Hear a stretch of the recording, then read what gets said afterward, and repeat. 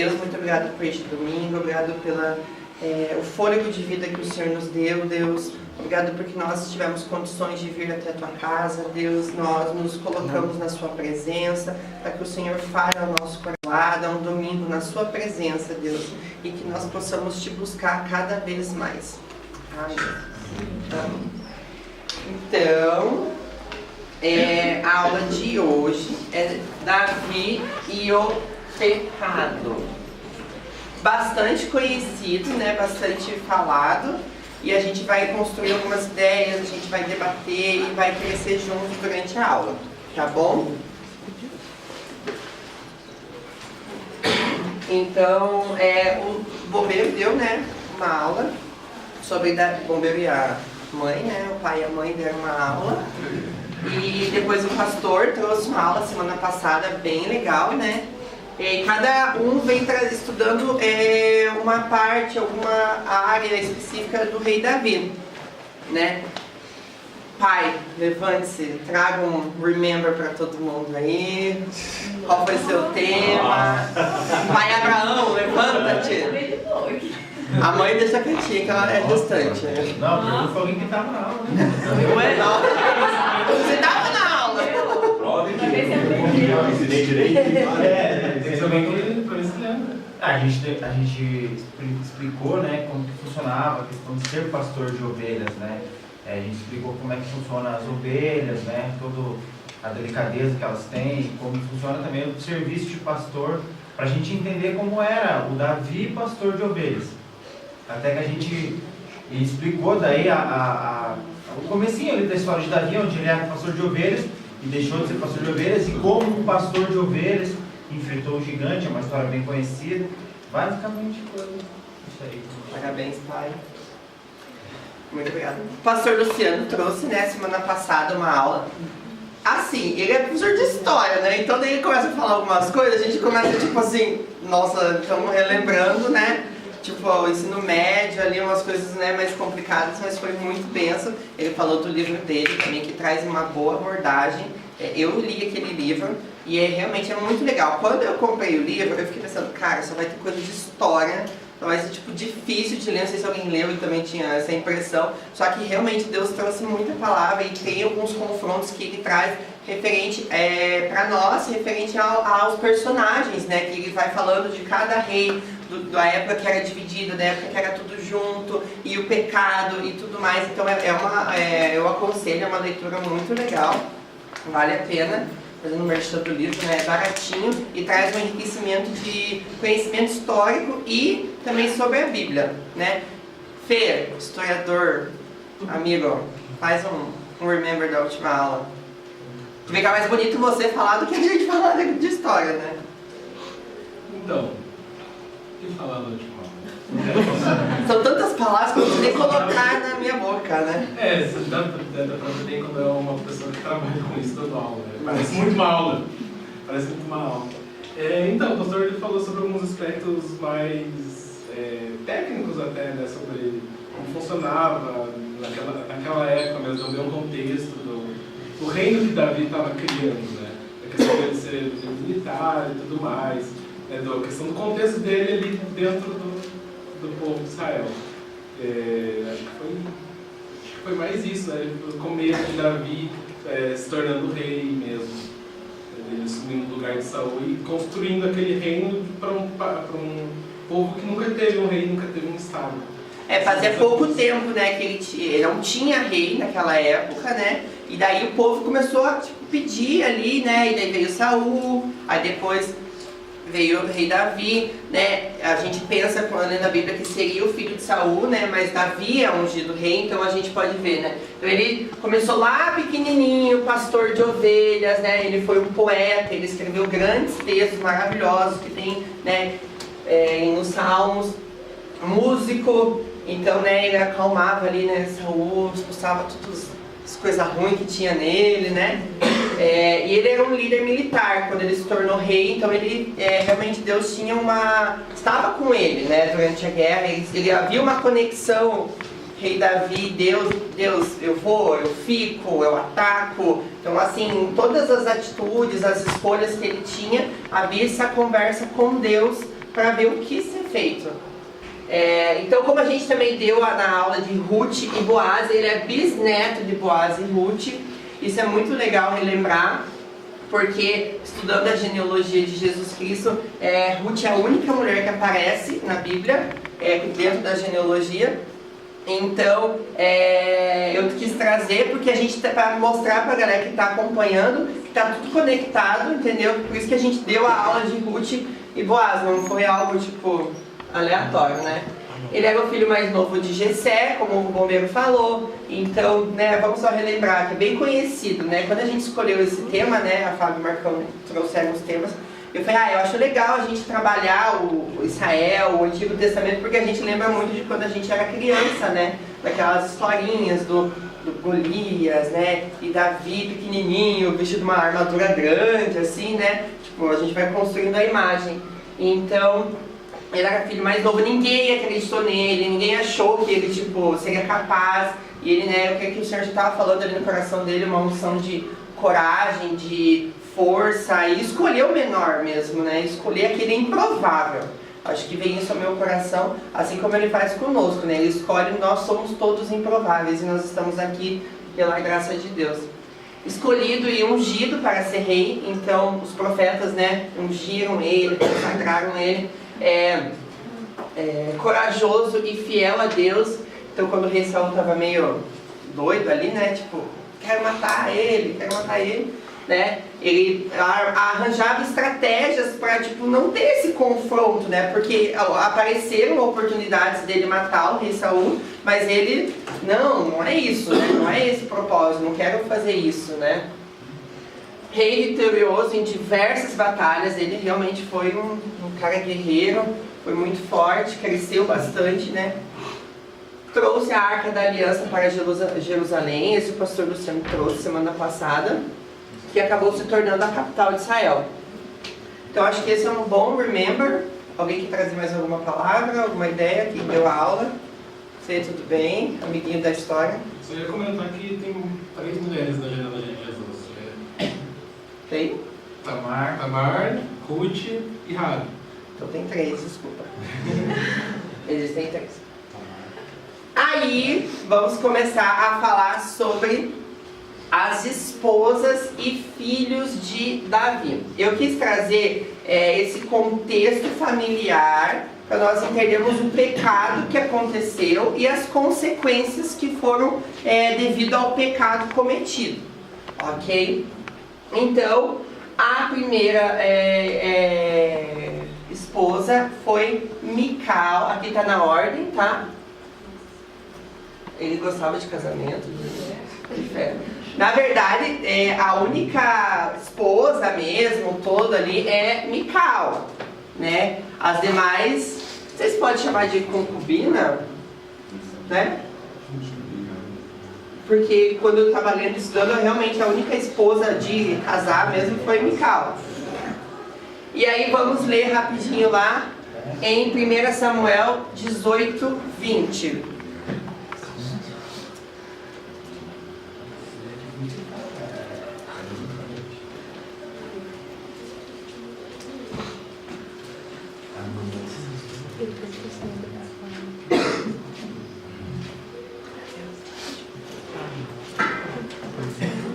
Então vamos relembrar. Davi ganhou lá, né, do Golias. E aí existia a promessa lá de que quem matasse, né, o Golias se casaria com a filha do rei Saul. 18, 20. Mas Mical, a outra filha de Saul, amava Davi, que sendo anunciado a Saul, pareceu isso bom aos seus olhos. E Saul disse: lhe darei para que lhe sirva de laço e para que não dos filisteus venha ser contra ele, pelo que Saul disse a Davi: com a outra serás hoje meu genro. Então aqui houve o casamento com Mical. Esse relacionamento, eu acho ele ele é um pouco engraçado, né? Porque eu não vejo vejo assim um posicionamento de amor. Eu pesquisei várias vezes sobre o rei Davi e também vídeos relacionados com as esposas e cada mulher, cada situação que aconteceu na vida de Davi. E na Bíblia não fala que Davi amava Mical, mas falava que Mical amava Davi. Então foi aquele casamento meio arranjado ali. E quando o rei Saul ele começou a ficar doido, queria perseguir o rei Davi, teve uma situação em que o rei Davi estava com a sua esposa deitada ali, né? E aí tipo, o rei Saul tá vindo, não sei o que lá, e ela queria uma mentira ali, né? Tipo, com o rei Davi, e ele foge.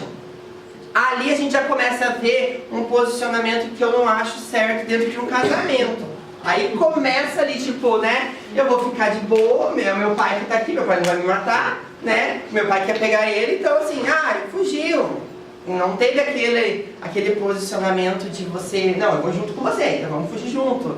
A gente é casado, é homem e mulher, nós somos um, eu vou com você por onde for. E ela ficou, toda a época que o rei Davi fugiu, tava fugindo do rei Saul, ela ficou o tempo todo, tipo, de boa ali no castelo, vivendo a vida ali de patricinha de Beverly Hills ali, tipo, né, com suas uvas e ouros, né, e eles, coitados, sofrendo, né. Então a gente já vê que, tipo, esse casamento já não começa legal, né, já tem um relacionamento complicado entre homem e mulher. Aí vem a Abigail. Quem conhece a história de Abigail não tem, nome africano. A Abigail, que queira falar, uma mulher, Ana.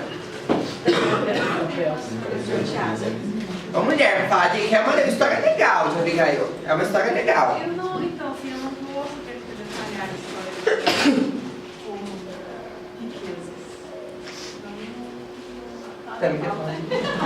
A Tânia tá sem voz. Então o que aconteceu? Ela é viúva de Nabal. Por isso que eu falei Anibail, porque eu acho que eu lembrei de Nabal, o ele ficou na minha cabeça. Então ele era muito rico, ele era, né, um cara muito poderoso ali, e ele ficou meio que tipo bravo com o rei Davi. Não vou pagar tributo, não quero saber, eu tenho aqui o meu poder, eu sou bonzão. E isso causou muita ira no rei Davi.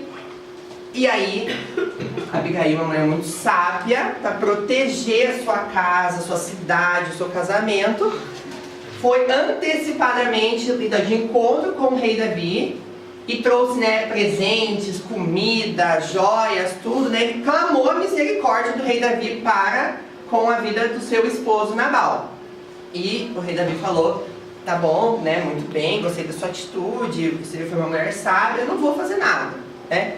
E voltou para sua casa e ela voltou. Quando ela chegou, o amiguinho Nabal, né, tudo, né, na festa lá, baladeiro, né, do Senhor, não do Senhor, porque eu acho que eles uma baladinha mais pesada.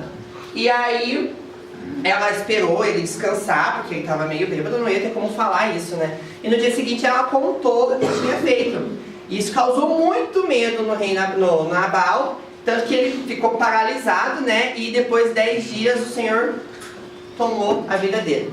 Sabendo disso, o rei Davi falou: opa, eu lembro daquela mulher lá, que a mulher era inteligente, a mulher era sábia, né? Vou trazer para perto de mim. E trouxe a Abigail e se tornou a sua, podemos falar, concubina, né? Vamos ler lá em 1 Samuel 25:36?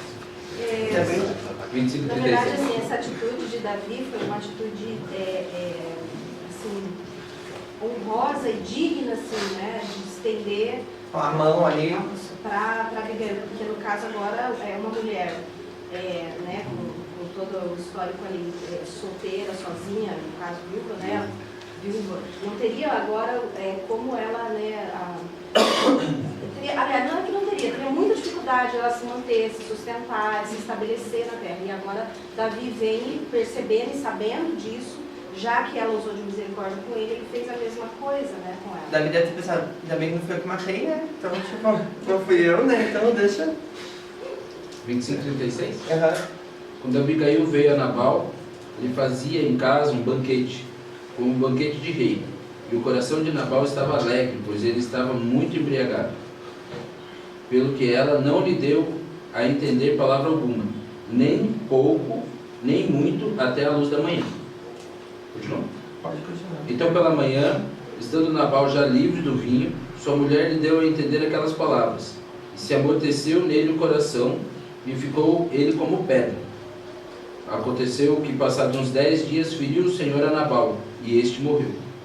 E ouvindo Davi que Nabal morrera, disse: Bendito seja o Senhor, que pleiteou a causa da afronta que recebi nas mãos de Nabal, e deteve do mal a seu servo, fazendo o Senhor cair o mal de Nabal sobre a sua cabeça.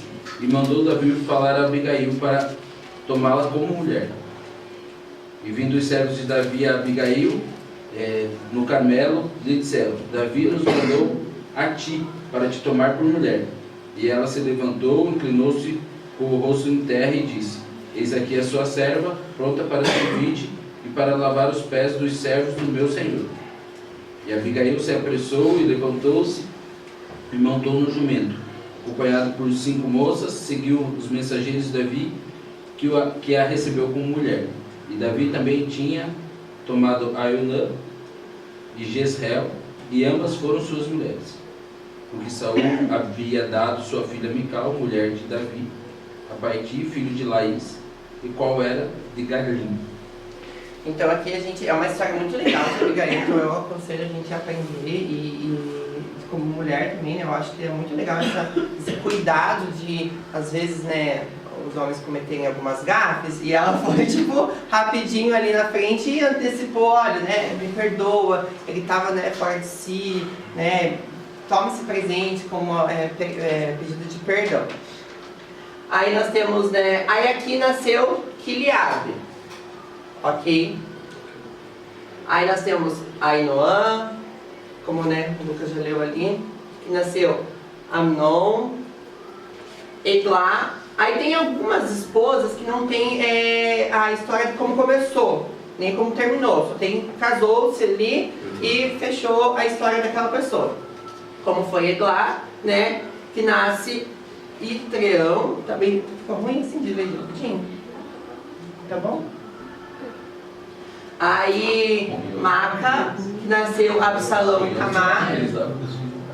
Ruim é os nomes que eles davam para os filhos. Itreão, né, Amnon, Quiliabe. Hagite, então, nasce Adonias. Abital, não há dados sobre o relacionamento, como começou, como, né? Selatias e Betseba. Aqui, antes que falem, tem com BET e tem gente que põe BET, tá? Então não se assustem. Que é o grande assunto hoje da aula, esta pessoa tendo um relacionamento com o rei, que é viúva de Urias, né? Não é spoiler porque a gente já leu na Bíblia. E eles tiveram um filho que foi morto, Simeia, Sobabe, Natã e Salomão. Ok? Deu para entender então mais ou menos quantas esposas eles tiveram? Algumas ali, como a gente falou, tem uma história, e eu creio que quando Deus coloca uma história contando da pessoa, porque aquela pessoa tem alguma coisa para nos ensinar. E não que seja irrelevante, coitada dessa moça aqui, tipo, entendeu? Ela foi importante, o nome dela foi citado. Mas aqui a gente consegue tirar alguma coisa para o nosso coração, lá a gente consegue tirar alguma coisa para o nosso coração. Então a gente também tem que se atentar a esses nomes que surgem, essas histórias. E mesmo, eu digo como homem, mesmo sendo tipo a Abigail, a história de uma mulher, é muito legal a gente conhecer a história dela também, para servir de alerta também para nós homens não ficarem, né, fazendo tantos erros. E depois as esposas terem que consertar e a gente depois ficar em choque ali com a situação. O pecado de Davi. Bom dia. Tem leite condensado para todo mundo, gente. Uma caixinha para cada um. Vamos lá, vamos fazer. Pode ser? A leiturinha. 2 Samuel 11, do 1 ao 17. Começando ali com a Macleisa. Não, leu 1, daí a Ju leu 2, Clara leu 3. Pode ser? Todo mundo entendeu aí? Pegou certinho? 2 Samuel 11, do 1 ao 17. E aconteceu que, tendo decorrido um ano, no tempo em que os reis saem à guerra, enviou Davi a Joabe, e com ele os seus servos e a todo Israel. E eles destruíram os filhos de Amon e cercaram a Rabá. Porém, Davi ficou em Jerusalém. E aconteceu que numa tarde, Davi se levantou do seu leito e andava passeando no terraço da casa real. E viu no terraço uma mulher que estava se lavando. E era esta mulher muito formosa à vista. Davi mandou alguém para descobrir quem era a mulher. Disseram-lhe, é Betseba, filha de Eliã, esposa de Urias, o hitita. Davi mandou que a trouxessem e se deitou com ela, que havia acabado de se purificar da impureza da sua menstruação. Depois voltou para casa. A mulher engravidou e mandou um recado a Davi dizendo que estava grávida. Em face disso, Davi mandou essa mensagem a Joabe: envia-me Urias, o hitita, e Joabe o enviou. Quando Urias chegou, Davi perguntou a ele se Joabe e as tropas estavam bem e como estavam indo à guerra. Depois disse a Urias, vá para casa e descanse um pouco. Urias saiu e Davi mandou levar um presente à casa dele. Mas Urias não foi para casa, ele disse dormiu no portão do palácio junto com os guardas do rei. Fizeram-no saber a Davi, dizendo, Urias não desceu à sua casa. Então disse a Davi a Urias, não vens tu de uma jornada? Por que não desceste à sua casa? Continuar. Respondeu Urias a Davi, a arca, Israel e Judá ficam em tendas. Joabe, meu senhor, e os servos do meu senhor estão acampados ao ar livre. E hei de eu entrar na minha casa para comer e beber e me deitar com minha mulher? Tão certo como vives, e como vive a tua alma, não farei tal coisa. Então Davi disse, fique aqui o resto do dia, amanhã eu mandarei de volta. E Urias ficou em Jerusalém naquele dia e no dia seguinte. Davi o convidou para comer e beber e o embriagou. À tarde, porém, Urias saiu para dormir em sua esteira, onde os guardas de seu senhor dormiam, e não foi para casa. Na manhã seguinte, Davi escreveu a mensagem a Joabe e a enviou por intermédio do próprio Urias. Escreveu na carta dizendo, onde é Urias na frente da maior força da peleja? Retirai-vos de detrás dele, para que seja ferido e morra. Como Joabe tinha cercado a cidade, colocou Urias no lugar onde sabia que os inimigos eram mais fortes. Quando os homens da cidade saíram e pelejaram contra Joabe, caíram alguns do povo, isto é, dos servos de Davi, morreram também Urias, o heteu. Amém. Então aqui a gente tem o centro da aula.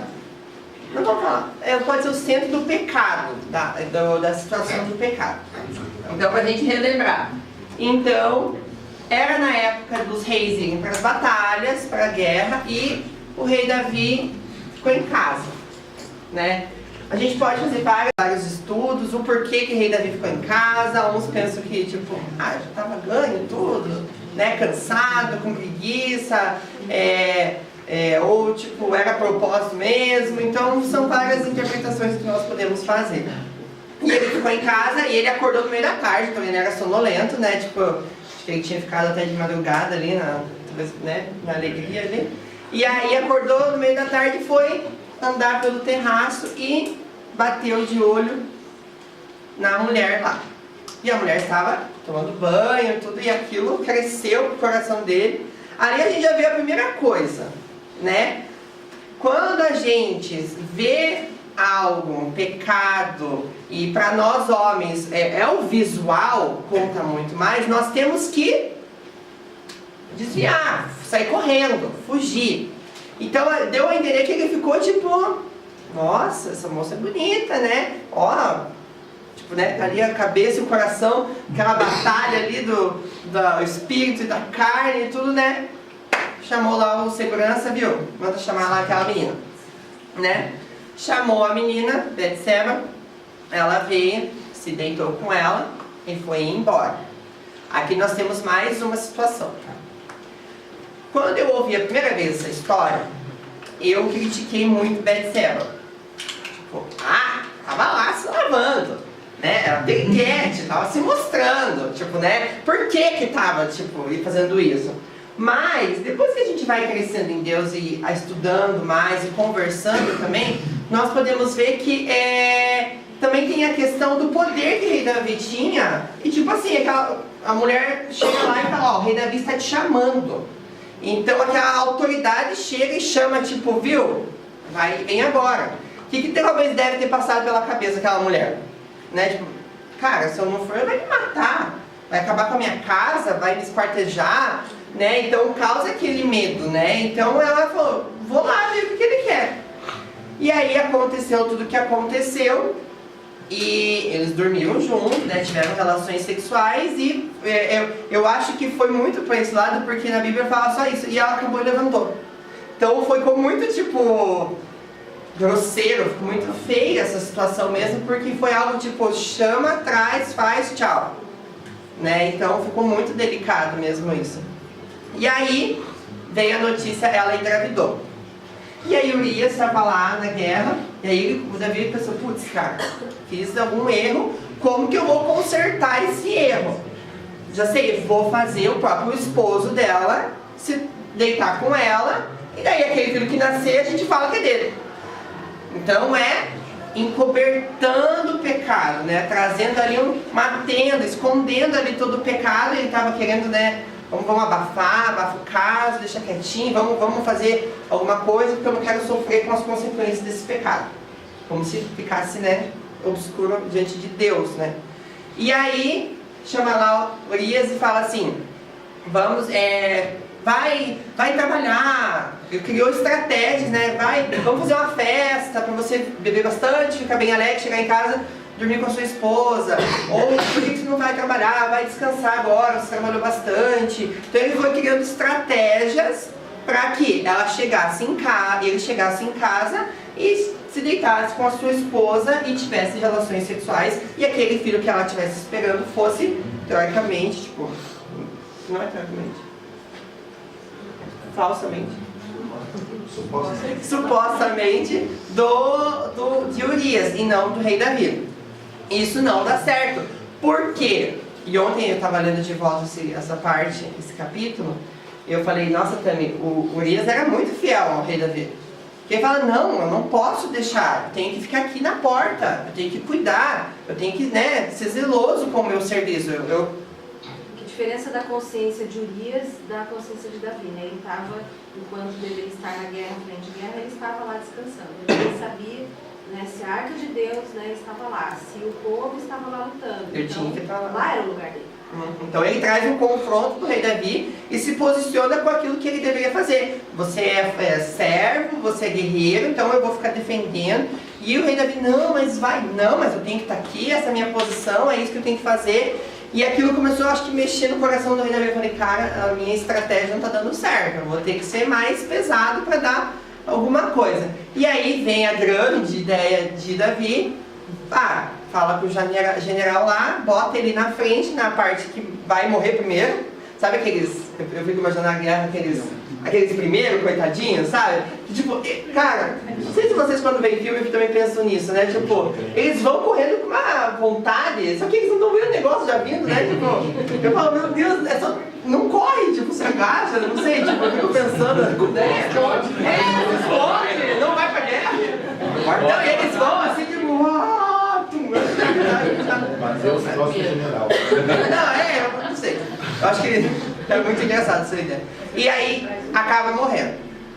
Chega a mensagem, né, de que ele morreu. E eu acho que quando chegou a mensagem do rei Davi, pro rei Davi, ele pensou, putz, agora tô de boa. Ninguém vai saber se eles tiveram relações sexuais antes dele ir pra guerra.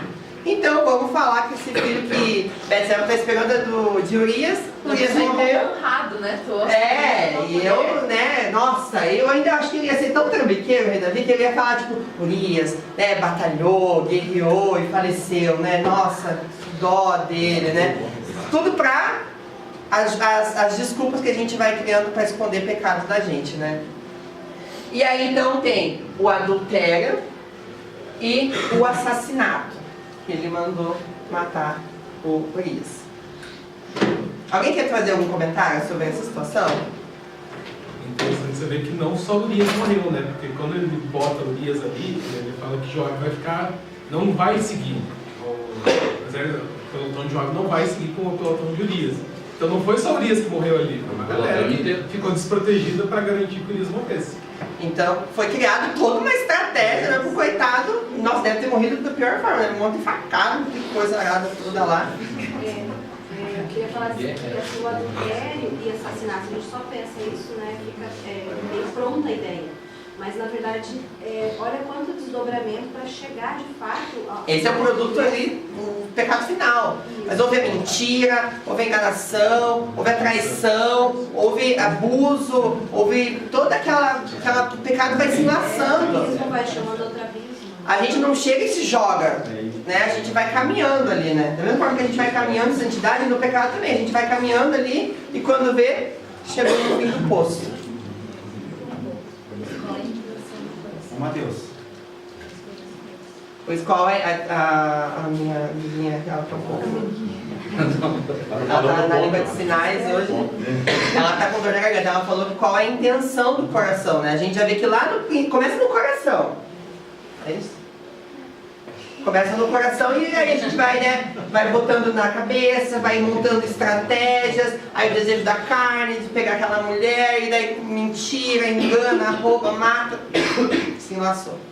O pastor também levantou na semana passada, ele falou que o fato de Davi ter ficado também, porque ali no primeiro capítulo, no primeiro versículo do 11, diz que ele deveria ter ido, né? Que os reis iam para a guerra. Mas Davi ficou em Jerusalém, então ali ele ficou ocioso nesse tempo aí. Todos os reis iam e ele ficou. Ele mandou Joabe. Ele mandou ali, então é bem isso, tipo, às vezes a gente é chamado para fazer algumas coisas e a gente, mas não. Lá em Efésios, quando fala da armadura de Deus, revestir, né, fala sobre depois, havendo vencendo tudo, né, no final, depois de vencer, permanecer de pé. Né? Então, quando a gente baixa a guarda, relaxa um pouco, essa é a hora, né? Essa hora que vem e... Então ali, essa que é legal a gente construir. Quais são os porquês? O porquê que o rei Davi ficou? Estava cansado, com preguiça? Ou tipo, Deus sempre está comigo, eu sempre estou ganhando, eu sempre, tipo, né, eu tenho Deus do meu lado. Ou tipo, preguiça, ou às vezes fugindo até daquilo que é o papel dele de ser como rei, tá ali na frente incentivando o povo, que é importante essa referência do rei ali na guerra, eu acho que faz toda a diferença, né? E aí ele resolveu ficar em casa de boas e, né, ocasionou, deu brecha, né, deu um momento. Mas alguém quer falar alguma coisa? Acho que ele não se posicionava, ele era todo mundo, um pai mesmo, né? Acho que o pastor falou isso. Que ainda não chegou na parte dos pais ainda, mas ele não se posicionou, né? Ele poderia, igual eu falei, viu a mulher tomando banho lá, né? A gente hoje na sociedade que a gente está, a gente é bombardeado de pecado. A gente chega, se a gente não toma cuidado, mesmo quando estava na faculdade, criaram um grupo no WhatsApp e de repente começaram a enviar um monte de foto, um monte de coisa, de pornografia, de mulher, dessas coisas erradas.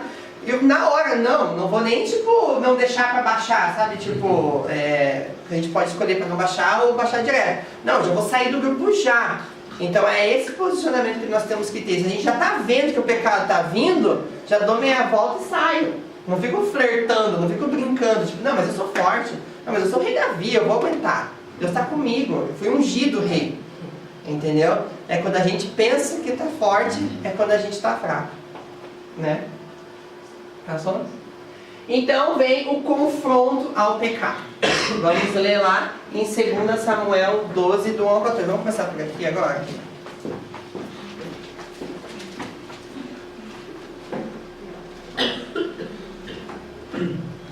E o Senhor enviou a Davi o profeta Natan.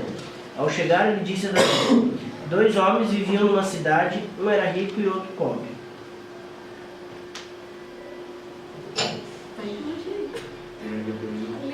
Tá lento? Deixa que eu leio 2 aqui então. O rico tinha muitíssimas ovelhas e vacas. Não abriu ainda? Enquanto o pobre tinha somente uma ovelha, que ele havia comprado. Ele cuidou dela e ela cresceu na sua casa, junto com os filhos dele. Ele a alimentava com a própria comida, deixava que ela bebesse no seu próprio copo e ela dormia no seu colo. A ovelha era como uma filha para ele. Chegou um viajante à casa do rico, e este, mais querendo tomar das suas ovelhas e do seu gado, para guisar para o viajante que veria ele. Tomou a cordeira do pobre e a preparou para o seu hóspede. Então Davi ficou furioso com aquele homem e disse: Eu juro pelo Senhor, o Deus vivo, que o homem que fez isso deve ser morto. Pela cordeira restituirá o quádruplo, porque fez tal coisa e não teve compaixão. Você é esse homem, disse Natan a Davi. E continuou: Assim diz o Senhor, o Deus de Israel: Eu ungi rei de Israel e o livrei das mãos de Saul. Dei-te a casa de teu Senhor e as mulheres de teu Senhor em teus braços, e também te dei a casa de Israel e de Judá. E se isto fora pouco, eu teria acrescentado tais e tais coisas. Sendo assim, porque desprezaste a palavra de Yahvé, fazendo que eu reprovo, tu mataste ao fio da espada o teu servo Urias, o heteu, e tomaste para teu prazer a esposa dele. Sim, tu mesmo mataste por meio das armas dos amonitas, e ficaste com a mulher dele. Por isso a espada nunca mais se afastará da sua família, pois você me desprezou como uma mulher de Urias. Foi tido para ser sua mulher. Também afirmo que farei uma pessoa da própria família causar a sua desgraça. Você verá isso quando eu tirar as suas esposas e a terra do teu lado. E ele terá relações com ela pelo mundo. Você pecou escondido e em segredo, mas eu farei com que isso aconteça em plena luz do dia, para todo o povo de Israel ver. Então Davi disse: Eu pequei contra Deus, o Senhor. Natan respondeu: O Senhor perdoou o seu pecado, você não morrerá. Mas posto que, com isso, deste motivo a que blasfemassem os inimigos do Senhor, também o filho que te nasceu morrerá. Amém. Então ali, né, Davi estava achando que estava tudo bem. De repente chega o profeta Natan, né, e marca aquele cafezinho, marca aquele chá. Vamos conversar um pouquinho? Amado, senta aqui um pouquinho, né? Vamos conversar um pouquinho. Eu vou te contar uma história. Eu vou, né, chega a Fábio e manda uma mensagem pra você, querendo marcar um discipulado. Então, Flor. Né? Amado, né? É desse jeito. E aí vamos conversar, né? E ele conta um exemplo, né, das ovelhas, do criador pobre, do criador rico, né? E dentro daquele contexto, o rei Davi, nossa, traz aqui que a gente vai mandar matar. Justiceiro, né? Aquele tipo, né? Manda matar porque ele tá errado. Né? Aquela religiosidade, né? Aquela coisa do tipo, tá errado, vai matar. E aí chega, né, o profeta Natan assim, na cara do rei Davi, né? É você. Né? E eu acho que, tipo, cara, eu acho que o rei Davi deve ter ficado assim, sabe quando aquela pessoa chega pra você, tipo, eu sei o que você tá fazendo. Né? E você tá aquele frio da espinha, daquela coisa tipo, opa, deu ruim, né? Quem te contou? Né? Mas foi o Senhor que trouxe a palavra para Natan. Vamos parar aqui um pouquinho e pensar na vida de Natan. Às vezes, é importante a gente estar perto de Deus para trazer também ajuda para o próximo. Né? Por isso é bom que os irmãos andem em comunhão, dizem Salmos, para que haja esse relacionamento de você poder chegar e conversar. Olha, Lucas, né? O Senhor me trouxe com muita sabedoria nessa palavra. Orar em cima disso. Aqui não é que Natan chegou na doida, ela com certeza ele se consagrou, ele orou, buscou Deus. Deus, É para eu trazer essa palavra mesmo, né? Como que eu posso trazer, se ele contou uma história toda. Até porque olha que difícil para ele, o Natan, tipo, da mesma forma que Batseba temeu, ele era o rei, né? Ele poderia me matar. Exatamente. Né? Eu vou chegar e trazer um a maneira confronto como com ele ele. chegasse, né? Se ele chegasse logo de cara e falasse, olha, amigo, acusar o rei, né? Mas é que quando Ele a gente... poderia de cara, não, eu não fiz isso. Quem é você? Quem é você pra chegar me acusando? É que quando a gente imagina essa situação, porque é natural a gente tornar isso visível, né? Um filme. Você imagina o cara falando, foi você! Miserável! Você que pegou. E eu acho que não foi, eu acho que ele foi bem na... É bem, né? Vamos conversar. Então, bem, caso, né, é assim sábio. mesmo. Ali a gente vê sabedoria. Ele poderia ter feito isso, né? E aí também cabe a nós como a gente chega numa pessoa, né? Qual é o nosso É papel. importantíssimo isso, porque às vezes a gente se acha que tá super de Deus, se acha super gospel e chega e fala assim, ó, eu sei que você está transando fora do casamento. Sabe? E aquilo talvez causa até furor, aquela pessoa não recebe aquela palavra, e o profeta Natan foi bem sábio, então ele chamou para conversar, né? Então ele contou uma história, ele criou todo um contexto. Na verdade ele deixou o próprio rei Davi se enlaçar, porque o rei Davi tipo, manda matar, traz ele aqui. Então aí, mas é que é você, então, né? Se mata. Mas essa é... Eles perguntam porque a sabedoria que ele teve de chegar até Davi foi o tempo, né, dele ouvir, entender que era Deus que estava tratando. E Davi era um homem de Deus. Ele era um homem de Deus. Então ele também estava. Ele sabia que aquilo vinha de acordo com o coração. Ele sabia que tinha feito pecado, porque ele fez o pecado. E aquela palavra, não. Ele sabia que estava errado. Então Deus, ele era um homem de Deus. A Ana, essa é a diferença para os dias de hoje, né? A diferença de quando Deus traz algo a ser confrontado com alguém. Deus deu uma estratégia a Natan. Antes de Natan ir na carne, pela carne, enfim, Deus revelou para ele, mas deu junto uma estratégia para ele poder chegar para o rei. Não é diferente hoje em dia. Se Deus de fato nos manda ir fazer, né, ter aquela palavra com a pessoa, ele vai dar uma estratégia junto. Ele já vai ter ido na frente preparando isso tudo. Porque senão é bem o que você falou. De repente a gente chega no vamos que vamos e lança a palavra e aí aquilo gerar vida, traz uma hora que mata a pessoa e nunca mais.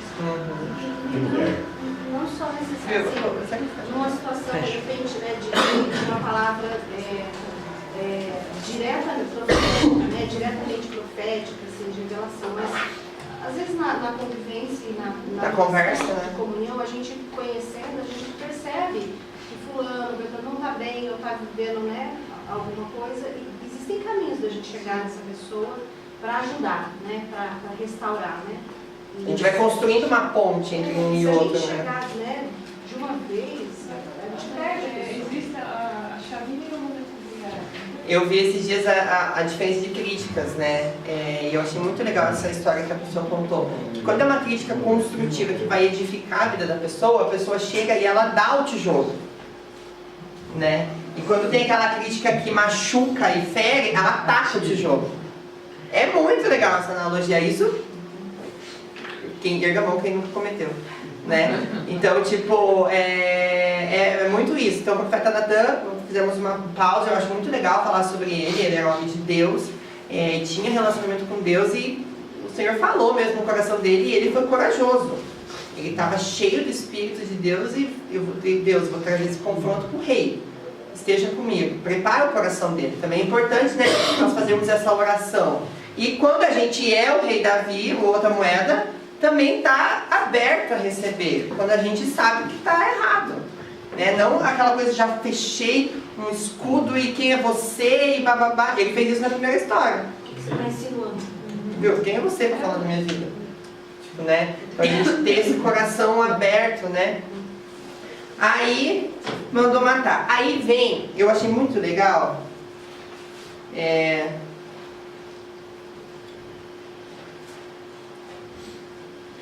No 7 ali, parte B. Assim diz o Senhor Deus de Israel: eu te ungi rei sobre Israel e te livrei da mão de Saul. Tipo, olha de onde você saiu, né? Eu te levantei e te protegi.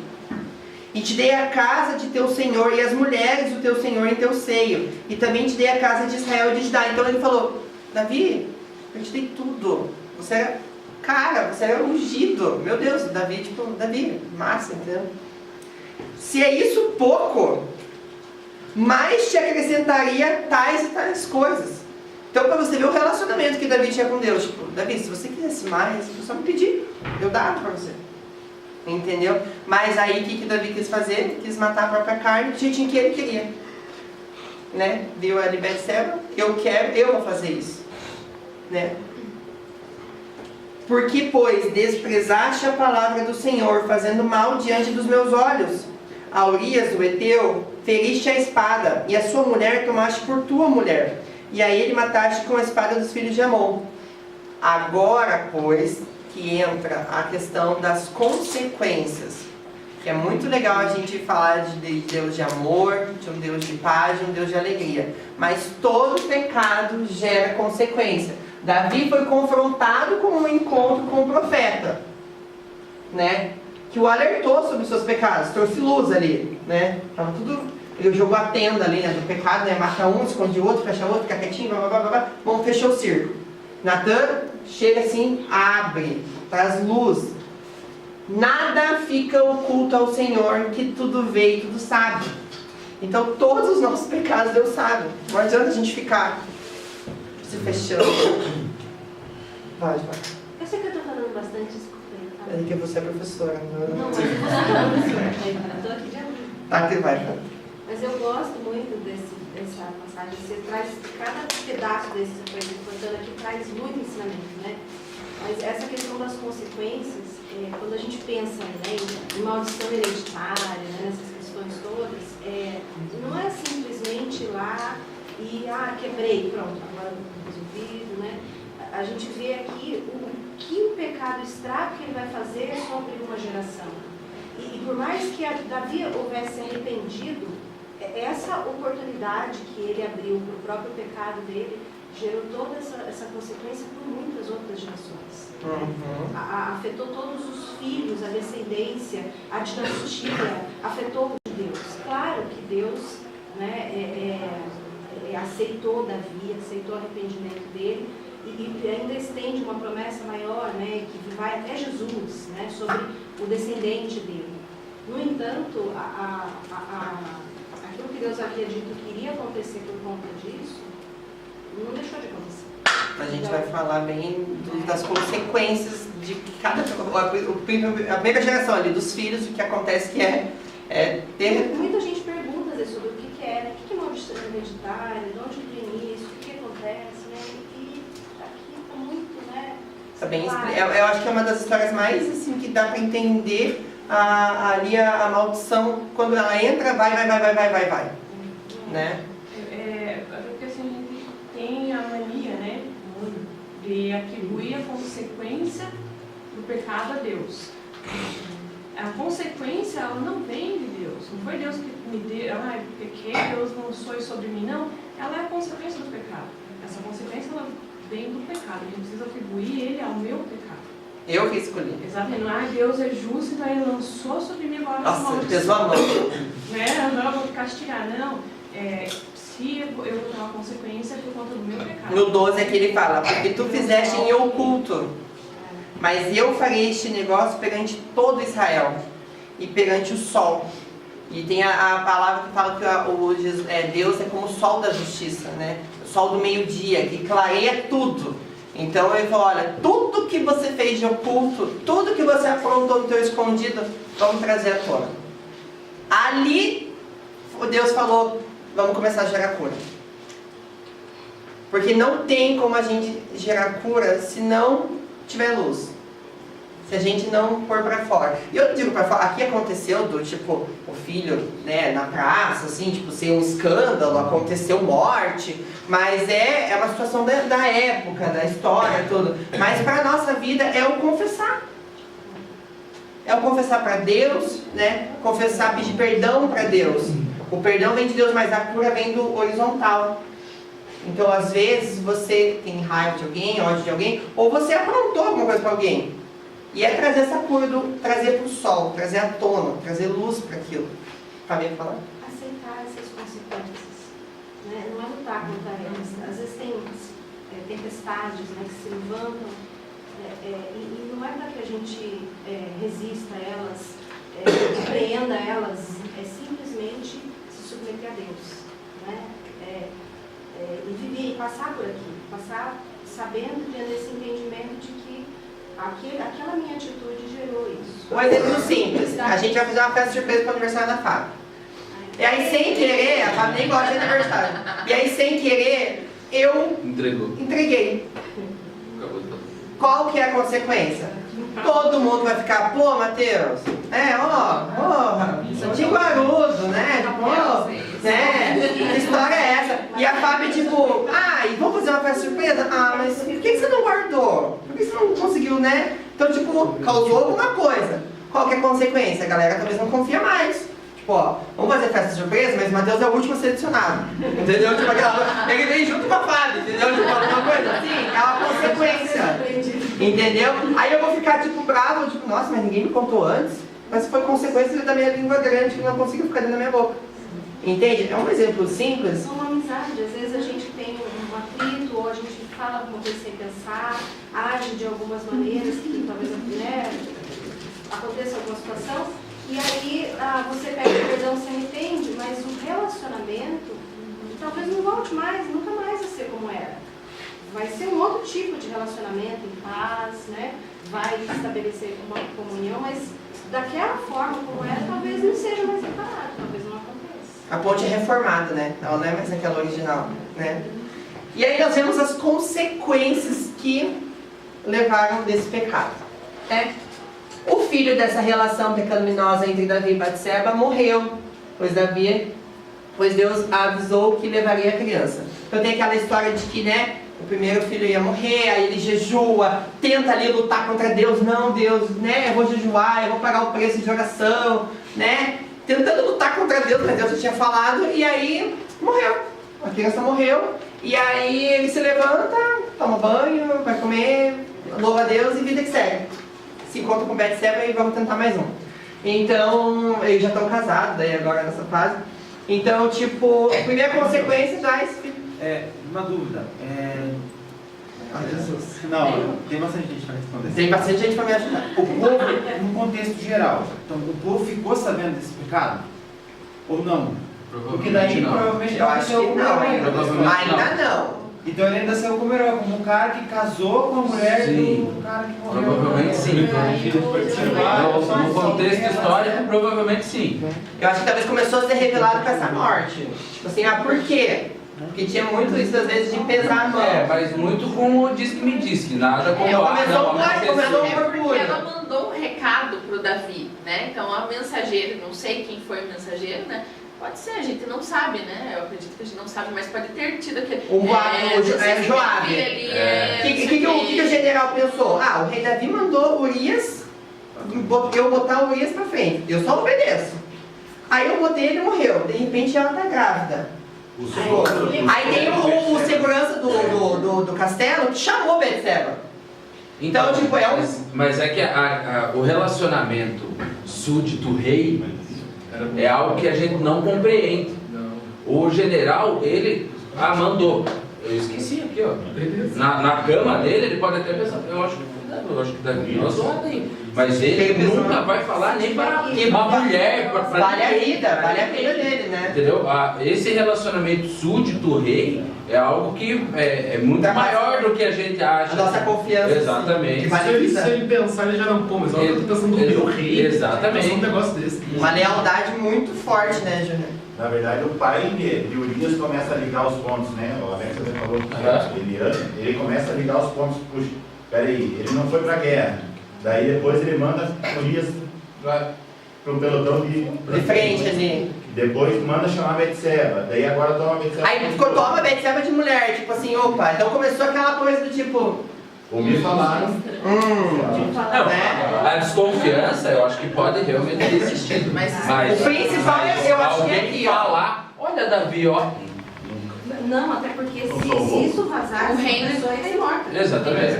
Por isso que ele já desde primeiro já quis encobertar. Meu Deus, ninguém pode saber, senão eu vou ser também o reinado dele. Mas vai até na questão, né, vai depois a gente vai ver lá na frente com o Joabe. Joabe lá na frente, ele vai ter algumas atitudes com o rei que talvez seja, né, reflexo disso daí. Segunda, respondeu?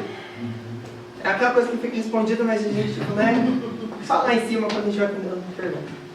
Um dos filhos de Davi, chamado Aminon, estuprou sua irmã, a filha de Davi, chamada Tamar.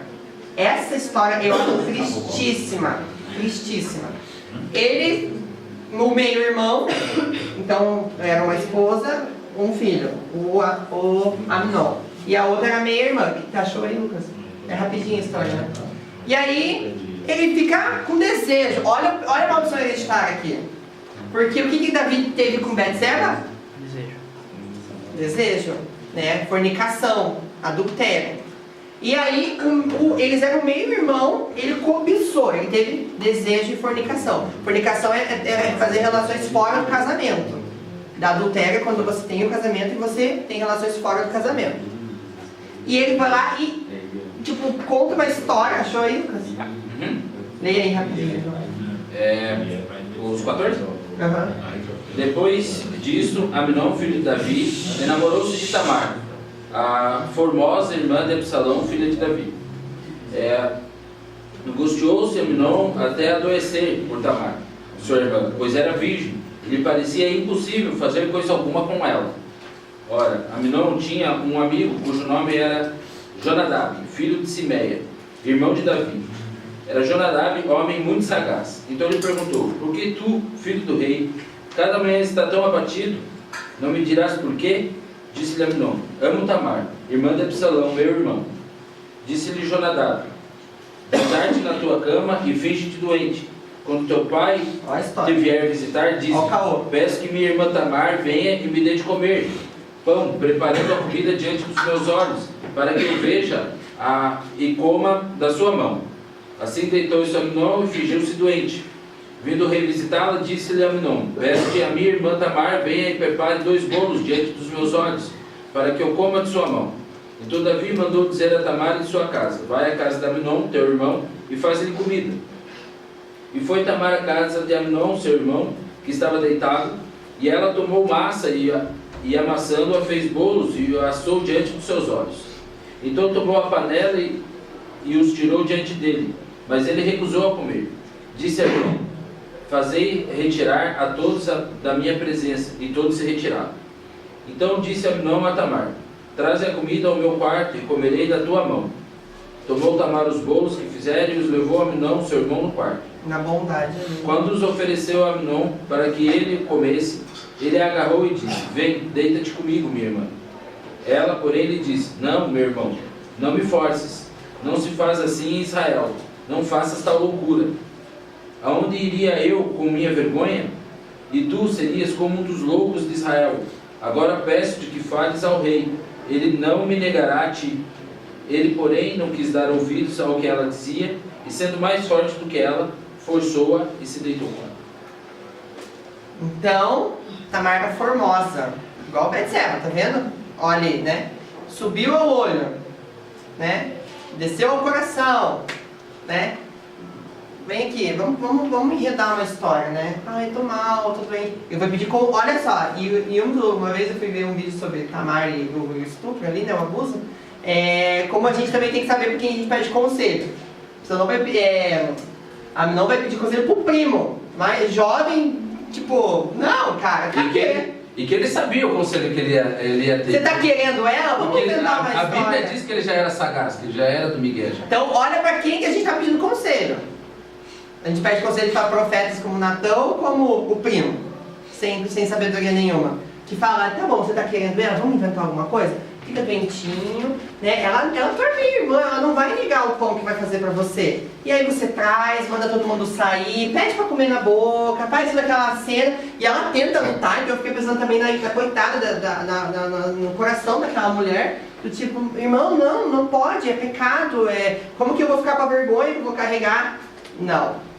Aconteceu e mais uma vez, sai, se retira e vai. E depois fala que ela chorou muito, depois o outro irmão, né? Então assim, a gente começa a ver o pecado se repetir. O pecado se repetir de adultério. E era só a concupiscência mesmo, porque ela até faz a proposta. Isso, né? pede para Davi. Vai dar pra gente casar, porque são meio irmãos. O nosso rei, que é o rei, o nosso pai vai deixar, mas você quer fazer escondido, você quer fazer errado, né? Aí, terceira consequência, o filho de Davi, chamado Absalão, mata seu irmão Amnon. Então o irmão de Tamar, ele fica, cara, eu não acredito que você fez isso com a nossa irmã, tipo, né, blá, blá. Mata. Então, o que o Senhor falou? A espada não fugirá da sua família, da sua casa. Então a palavra do Senhor vai se realizando. O filho de Davi, Absalão, persegue Davi com o intuito de tomar seu reinado, como o pastor falou na próxima aula. Então começa aquela disputa de volta. Então ali, igual eu vi naquele trechinho da Bíblia, estava falando que ali foi um divisor de águas, tipo, acabou. Então ali começa meio que, tá indo tudo bem com o rei Davi. Aí de repente, tava assim com a bola de neve, você tropeça e quando vê, né? O filho de Davi, chamado Absalão, teve relação sexual com as suas mulheres, com as mulheres do pai na praça pública. Então o que ele falou? Vou trazer ao sol, vou trazer a justiça, né? Então, mais uma vez, pecado de adultério, fornicação, desejo da carne, mentira. Isso são os pecados, mas os sentimentos do coração, igual ele fala, é o quê? É ódio, é rancor, é inveja, é desejo, é poder. Então tem os sentimentos do coração e as ações que isso leva. O filho de Davi, chamado Absalão, é morto e Davi lamenta a sua morte. Então ele se compadeceu do seu filho. Essas são algumas consequências principais, assim, tipo, mas... Nessa questão aí, o Joabe agora, ele é responsável, no caso, pela morte, né, do Absalão. O mesmo general que ele colocou lá para colocar Urias na linha de frente. Então, aqui a gente vê exatamente a maldição hereditária começando. E a gente vai ver em Salomão, qual que é o pecado de Salomão? Mulheres, idolatria. E mulheres e fornicação. Não sei o que lá, não sei o que lá. Então a maldição vai se progredindo, né, avançando. Aí em 2 Samuel 12, 13, ele fala: então disse Davi a Natã: pequei contra o Senhor. O nosso pecado, a gente peca contra a pessoa, a gente pode falar mal da pessoa, mas o principal pecado é contra o Senhor. É contra Ele, a gente transgrediu a lei dEle. A gente ultrapassou os limites que Ele impôs, que Ele nos ordenou. Então a gente peca primeiramente contra Ele. Então por isso que a primeira coisa que a gente tem que correr para os braços dEle para pedir perdão. E aí vem o famoso Salmo 51, que é do arrependimento, né? Uma oração com um coração humilde e quebrantado. E aí eu gostaria que você, se você quiser fechar seu olho, ou ficar olhando também o que o Senhor fala no seu coração, eu pedi para o Lucas recitar, né, ler este versículo, colocando uma entonação, um sentimento, porque é muito lindo esse capítulo, e ali a gente começa a ver um coração quebrantado, humilde do rei Davi, pedindo perdão por todos os seus pecados. Tem misericórdia de mim, ó Deus, segundo o teu constante amor, segundo a tua grande paixão, e apaga as minhas transgressões. Leva-me completamente da minha iniquidade e purifica-me do meu pecado, pois eu conheço as minhas transgressões e o meu pecado está diante de mim. Contra ti, e somente contra ti eu pequei. Fiz o que é mal diante dos teus olhos, de modo que és justo quando falas e puro quando julgas. Certamente eu em iniquidade fui formado, e em pecado me concebeu a minha mãe. Certamente tu amas a verdade no íntimo, e no oculto me fazes conhecer a sabedoria. Purifica-me com hisopo e ficarei puro, lava-me e ficarei alvo mais que a neve. Faz-me ouvir júbilo e alegria. Regozijem-se os ossos que tu quebraste. Esconde a tua face dos meus pecados e apaga todas as minhas iniquidades. Deus, cria em mim um coração puro e renove em mim um espírito reto. E não me lances fora da tua presença, e não retires de mim o teu Santo Espírito. Torna a dar-me a alegria da sua salvação e sustenta-me com um espírito disposto a obedecer. Então eu ensinarei aos transgressores os teus caminhos, e os pecadores a ti se converterão. Livra-me dos crimes de sangue, ó Deus, Deus da minha salvação, e a minha língua cantará a tua retidão. Abre, ó Senhor, os meus lábios, e minha boca entoará o teu louvor. Não te comprases em sacrifícios, senão eu os traria a ti, e não te deleitas em holocaustos. Os sacrifícios para Deus são um espírito quebrantado, a um coração quebrantado, o contrito não desprezarás, ó Deus. Abençoa Sião, segundo a tua bondade, e edifica os muros de Jerusalém. Então te agradará dos sacrifícios de retidão, dos holocaustos e das ofertas queimadas. E então sobre o teu altar se oferecerão novilhos. Amém. É tremendo esse versículo, capítulo. E às vezes, eu quero trazer um momento de reflexão agora. Às vezes você vê que os seus pecados são os mesmos que você sabe que seu pai e sua mãe cometem. E você, tá percebendo isso.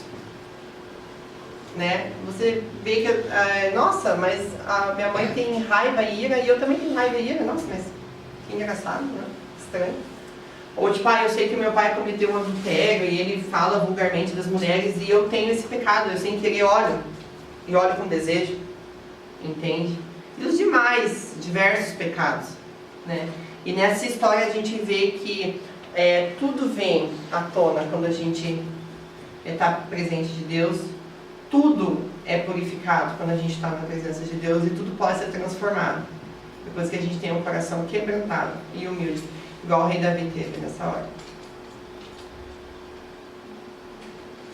Então, o meu e o seu pecado não são maiores e nem menores que os pecados que o rei Davi cometeu. Então a gente às vezes olha para o rei Davi e pensa nossa, o cara foi o pecador. A única diferença são as consequências. Então, o fofocar, a consequência de fofocar é diferente da consequência de você matar. Entende? Mas é pecado. Entendeu? Não tem uma tabela de classificação. Esse pecado é de 0 a 10, é 2,5. A gente que fica pondo isso na nossa cabeça às vezes. Né? E as consequências, elas vão aumentando se a gente não vai trazendo cura, não vai confessando, a gente não vai se abrindo para o irmão, a gente não clama ajuda, a gente não vai ir para Deus, né? Graças a Deus a nossa igreja ela tem o discipulado, nossa igreja ela tem o encontro com Deus, o encontro de jovens, o encontro de casais, tem veredas, tem projetos assim, incríveis, que nos podem levar a esse confronto e trazer cura. E eu sou prova disso, que revelar e falar as coisas tira um peso da alma, tira um peso das costas, que após que o rei Davi aqui nessa hora, eu falei, Deus, eu preciso que alguém saiba interpretar uma leitura boa, venha ler, porque é com esse sentimento, e ainda pior, porque foi ele quem cometeu, entendeu? Aquele sentimento dele escrevendo esse salmo, Deus, afasta teu rosto dos meus pecados, Deus. Perdoa, me perdoa. Sabe? Eu pequei só por ti. Lava, me purifica. Eu acho que ele estava naquele momento quebrantado, assim, sabe? Arrastado. Vestindo pano de saco de arrependimento. Né? Quebrantado, assim, sem forças mais para chorar. Deus, eu preciso que o Senhor me perdoe e apague os meus pecados. A misericórdia e o amor de Deus ultrapassam as nossas transgressões. Isso não é moeda de troca, isso é amor. Moeda de troca é a gente, eu posso pecar porque o Senhor perdoa. Entendeu? Mas isso é amor, ele ultrapassa, ele é tão bondoso, tão misericordioso, que Ele perdoa o abusador, Ele perdoa o que rouba, o que mente, o que tem inveja. Ele perdoa, partindo do princípio que haja um coração quebrantado e humilde. Basta nos arrependermos e mudarmos as nossas escolhas. Aí entra o posicionamento, que eu acho que é o que mais a gente precisa ter hoje em dia na nossa igreja. Igreja cristianismo, igreja Brasil, igreja mundo. É nos posicionar. A gente está muito numa sociedade que aceita tudo, leva tudo, está tudo bem, e não se posiciona. Não, eu sou contra isso. Eu sou contra aquilo. Eu não vou beber. Eu não vou falar mal do meu chefe. Eu não vou olhar para a mulher. Entendeu? Eu sou contra isso. Eu sou contra aquela outra coisa. E aí a gente vai se retirando, aquele sorrisinho amarelo, tipo, tá tudo bem, tá tudo normal. A gente se esconde atrás de um celular. Entende? Quando a gente tem que se posicionar. A verdade do Senhor a palavra do Senhor é lâmpada para os nossos pés. A igreja, com medo do esvaziamento, ela começa a ceder, começa a permitir algumas coisas. E a palavra é muito clara com relação a não tem meio termo. Então essa é a realidade da igreja de um modo geral, como o Matheus falou. É de uma igreja mais permissiva, uma igreja que abre as portas e fala assim, tá tudo bem. Não que nós vamos fechar as portas para quem pede, senão vai fechar vazia a igreja, mas a questão você pode fazer o que você quiser e não há consequências, não há esse ensinamento aqui de que, se você fizer, haverá consequências. Ele está cada vez mais raro dentro das igrejas. A gente só fala das bênçãos que o Senhor traz, da multiplicação. A gente só fala de um céu maravilhoso que a gente vai encontrar, da graça do Senhor que ultrapassa, de quanto Ele usa a gente, de quanto o poder dele se manifesta na gente, tudo assim, tudo pra gente, né? Mas daí a gente esquece aquele quartinho do pecado, que é importantíssimo o Senhor fazer parte de todos os cômodos do nosso coração. Fabia falando. Pensando aqui, né, essa questão aqui, quando essa questão do amor de Deus ultrapassa as nossas transgressões, a gente não vai buscar o perdão dele, a gente já está perdoado. Na cruz ele disse, está consumado. O nosso papel é concordar com ele, com aquilo que já foi feito em meu favor. Para que eu faça isso, eu preciso me reconhecer. Então, confessar que é respirar o mesmo ar, é concordar com ele sobre quem eu sou de fato. E aí receber a graça e a identidade dele. Eu acho que isso que você falou é bem importante, né? Lidar com seriedade com o pecado. O pecado é sério, é grave, e a gente às vezes lida como se fosse uma coisa tão simples, não tem problema. Acho que pensando... O Fê quer falar? Também? Eu acho que essa coisa do pecado, eu acho que ela é levada para a verdade, mas quando o pecado está lá fora. O juízo de Deus existe, não. O juízo de Deus é forte. Ele está lá fora, ele olha lá para fora. É pro outro. Ele é sempre pro outro. Para mim, eu tenho o Deus da graça. A gente se fecha assim numa bolinha, né? E só fica apontando para o Deus do juízo, ele não está olhando para dentro da igreja, está olhando para fora. Olha o que ele está fazendo lá fora. Às vezes tem um irmão que está fazendo igual. Olha o que está saindo fora. Pensando na igreja permissiva, se eu for trazer essa igreja para frente do espelho, ela remete a mim mesmo. Né? Não é a igreja como um todo, claro, mas primeiramente a igreja como indivíduo.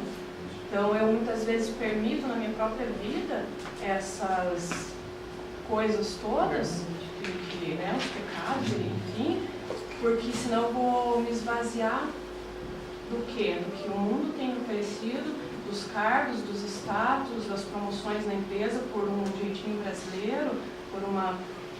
fechei os olhos para a corrupção ali, fiz parte dela, me esvazio do que eu posso ter proporcionalmente apaixonado pelo pecado. A igreja permissiva começa em mim. A gente está se enchendo de espírito de lixo. Exato. Né?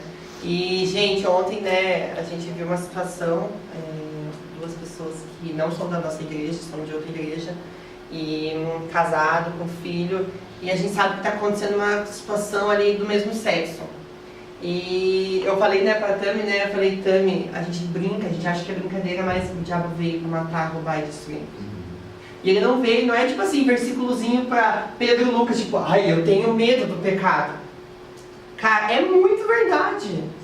Ele, meu Deus, ele veio assim, para matar, chegar matando, para ir matando aos poucos, para roubar teus sonhos, para roubar tua vida, para roubar tua casa, tua família. E então a gente tem que estar alerta, e a gente tem que estar percebendo quando está acontecendo alguma coisa e correr direto para a luz. Porque ele quer matar, roubar e destruir. Então, não ser permissiva, não amar. Eu amo. Gente, a gente tem que amar mesmo. A gente tem que amar o adúltero, o que matou, o usuário de drogas. A gente tem que amar. E a gente não tem que amar só de boca para fora, que a gente às vezes faz isso. Amar de prestar ouvidos, prestar um abraço, às vezes investir.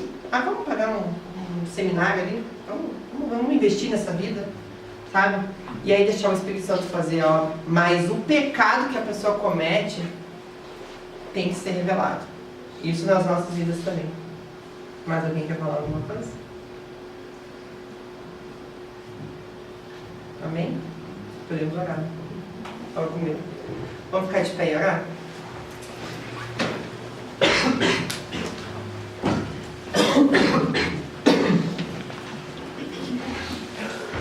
Amém. Deus, obrigado por esta palavra que o Senhor nos trouxe hoje, Deus. São tantas verdades que nós encontramos aqui, Deus. Faz que a gente pense na nossa vida. Essas verdades, elas fazem com que nós possamos refletir sobre as nossas ações, sobre as nossas escolhas, sobre como temos agido, Deus. Realmente a Tua palavra traz luz para a nossa vida, para o nosso caminhar, Deus. Então, traga luz para o nosso coração, Jesus. Se nós temos sido permissivos, se nós temos cometido pecados e estamos ocultando isso de Deus, nada fica oculto diante do Senhor. O Senhor é todo poderoso, o Senhor sabe o nosso pensamento, a nossa intenção do coração, o Senhor sabe de todas as coisas, Deus. Nos dá um espírito de coragem para que nós possamos enfrentar os nossos pecados, Deus. Enfrentar aquilo que nos mata, aquilo que nos corrói, Deus. Dá-nos coragem também, Senhor, para que a gente possa confessar isso, abrir, pedir uma intercessão, pedir uma oração, pedir ajuda, Deus. Porque realmente, Deus, às vezes nós tentamos de várias formas, nós mesmos fazermos isso, com escolhas, com coisas que a gente pode fazer, mas é só o Senhor que pode trazer o perdão, Deus. Então vem, Jesus, e traz luz para a nossa vida, Deus. Traz luz para as nossas futuras gerações, Deus. Nós colocamos as nossas gerações diante do Senhor, Deus. Apaga os nossos pecados, apaga os pecados das nossas gerações antigas. A Tua palavra fala que o Senhor visita, Senhor, até a 4ª geração, 7ª geração de pecados, mas o Senhor abençoa até 1000 gerações daqueles que se convertem ao Senhor e o amam e seguem suas leis, Deus. Então nós queremos dizer que a gente consagra a nossa vida e as nossas futuras gerações diante do Senhor. Quebra diante de nós, Senhor, todo pecado, toda maldição, todo espírito que está na nossa família, na nossa vida, Deus, porque nós queremos viver a Tua palavra, Senhor. Dá-nos um domingo abençoado, que nós possamos levar esses ensinamentos, Deus, que nós aprendemos na Tua casa, para fora, Senhor. Que nós possamos falar para a equipe de trabalho, para o moço do ônibus, na rua, em casa, Senhor. Falar do Seu amor, falar da Sua graça, falar, Senhor, da Tua palavra, Deus. Dá-nos um domingo abençoado e na Sua presença. Em nome de Jesus, amém.